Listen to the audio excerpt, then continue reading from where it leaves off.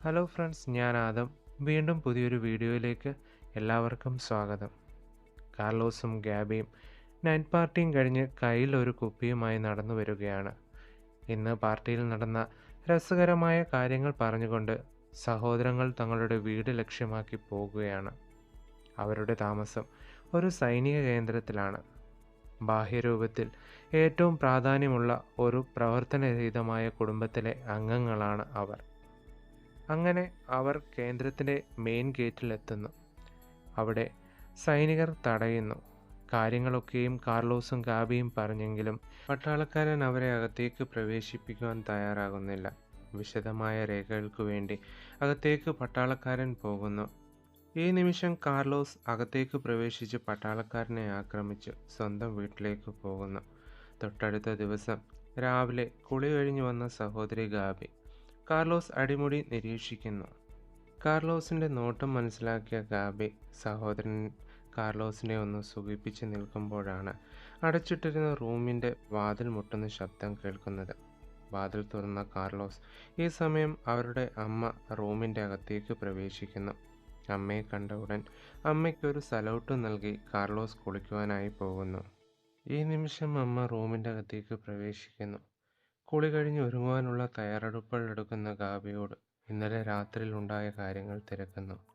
മക്കൾ രണ്ടുപേരുടെയും പെരുമാറ്റത്തിൽ നേരിയ തോതിൽ സംശയം അമ്മയ്ക്കുണ്ടായിരുന്നു. കാരണം അവർ തമ്മിൽ ഒരു സഹോദരങ്ങളെ പോലെയുള്ളൊരു ബന്ധം അവർ വെച്ച് പുലർത്തിയിരുന്നില്ലെന്ന് അമ്മയ്ക്കറിയാമായിരുന്നു. അങ്ങനെ പുറത്തേക്കിറങ്ങിയ അമ്മ മെയിൻ ഗേറ്റിലെ പട്ടാളക്കാരനിൽ നിന്ന് ഇന്നലെ ഉണ്ടായ കാര്യങ്ങളുടെ സത്യാവസ്ഥകൾ അറിയുന്നു. ഈ നിമിഷം വീട്ടിൽ തനിച്ചായിരുന്നു കാർലോസും ഗാബിയും. വർക്കൗട്ട് ചെയ്തുകൊണ്ടിരിക്കുന്ന ഗാബിയുടെ അടുക്കലേക്ക് കാർലോസ് വന്നിരിക്കുന്നു. ഈ നിമിഷം തൻ്റെ ഉപരിപഠനത്തിന് ലെബനനിൽ പോകുന്ന കാര്യം ഗാബി പറയുന്നു. ഇത് കേട്ടയുടൻ കാർലോസ് അതീവ ദുഃഖിതനാകുന്നു. പക്ഷേ ഈ സമയം ഗാബിയുടെ ആശ്വസിപ്പിക്കൽ കാർലോസിനെ സമാധാനപ്പെടുത്തുന്നു. തിരികെ വന്ന അമ്മയോടൊപ്പം കാർലോസും ഗാബിയും അവരുടെ പിതാവും ആഹാരം കഴിക്കുകയാണ്.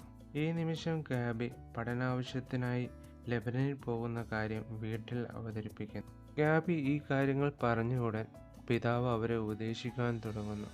ചുറ്റുമുള്ള ലോകത്തോടുള്ള രഹസ്യ പ്രണയം, ആക്രമണം, അഹിഷ്ണുത എന്നിവയ്ക്ക് അധിഷ്ഠമായ ഒരു ബന്ധമാണ് അവർ നിലനിർത്തുന്നതെന്ന് അവർക്കറിയാമായിരുന്നു. അതുകൊണ്ട് തന്നെ അവർ തങ്ങളുടെ പിതാവിൻ്റെ ഉപദേശത്തോട് അത്ര ചെവിക്കൊള്ളുന്നില്ല. ഈ സമയം ദേഷ്യത്തോടെ കാർലോസ് എണ്ണീറ്റു പോകുന്നു. ഇതിൻ്റെ ഇടയിൽ ബലമായി തൻ്റെ സഹോദരിയെ ചുംബിച്ച് കുടുംബത്തോടുള്ള പ്രതിഷേധവും തൻ്റെ സഹോദരിയോടുള്ള സ്നേഹവും അറിയിക്കുന്നു. മക്കളുടെ പ്രവൃത്തിയിൽ ദേഷ്യപ്പെട്ട് പിതാവും അവിടെ നിന്ന് ഇറങ്ങിപ്പോകുന്നു. നോർവേയിലേക്ക് പോകുന്നതിന് മുമ്പുള്ള ദിവസങ്ങൾ സന്തോഷമാക്കുവാൻ ഗാബിയും കാർലോസും തീരുമാനിക്കുന്നു. അങ്ങനെ ഗാബി യാത്രയാകുന്നു.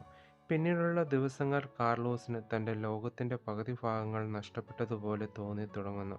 അത് മാറ്റുവാൻ വേണ്ടി നൈറ്റ് പാർട്ടിക്ക് പോകുന്നു. തിരികെ വന്ന കാർലോസിനെ പട്ടാളക്കാർ തടയുന്നു. അന്ന് നടന്ന കാര്യങ്ങൾ പട്ടാളക്കാരോട് ക്ഷമ ചോദിക്കുന്നു. ക്ഷമിച്ചു എന്ന വിചാരത്തിൽ കാർലോസ് അകത്തേക്ക് പ്രവേശിക്കുന്നു. ഈ സമയം പട്ടാളക്കാർ ചേർന്ന് കാർലോസിനെ ആക്രമിക്കുന്നു. അങ്ങനെ അടിയും കൊണ്ട് വീട്ടിലെത്തിയ കാർലോസിന് പിന്നീടുള്ള ദിവസങ്ങൾ പരിതാപകരമായിരുന്നു. ഗബ്ബയെക്കുറിച്ചുള്ള ഓർമ്മകൾ അവനെ വല്ലാതെ വേട്ടയാടുന്നു. അതിൽ നിന്ന് രക്ഷപ്പെടുവാൻ വല്ലാതെ കാർലോസ് പാടുപെടുന്നു. ഇത് കണ്ട് അമ്മ അവനെ ആശ്വസിപ്പിക്കാൻ വരുന്നു. അമ്മയെ കണ്ട ഉടൻ കാർലോസ് വളരെയധികം ദേഷ്യപ്പെടുന്നു. എന്നാലോ തൻ്റെ മകൻ്റെ അവസ്ഥ കണ്ട് അവനെ ഉപദേശിക്കുവാൻ തുടങ്ങുന്നു. അമ്മയുടെ ഉപദേശത്തോട് ആദ്യം ഒരു നീരസം കാണിച്ചെങ്കിലും പിന്നീട് കാർലോസിന് അതൊരു ആശ്വാസമാകുന്നു. അങ്ങനെ കാർലോസും അമ്മയും ചേർന്ന് പുതിയൊരു ജീവിതത്തിന് തുടക്കം കുറിക്കുന്നു. ശുഭം. ഇനിയും ഇതേപോലുള്ള നല്ല വീഡിയോകൾക്കായി ചാനൽ സബ്സ്ക്രൈബ് ചെയ്യൂ.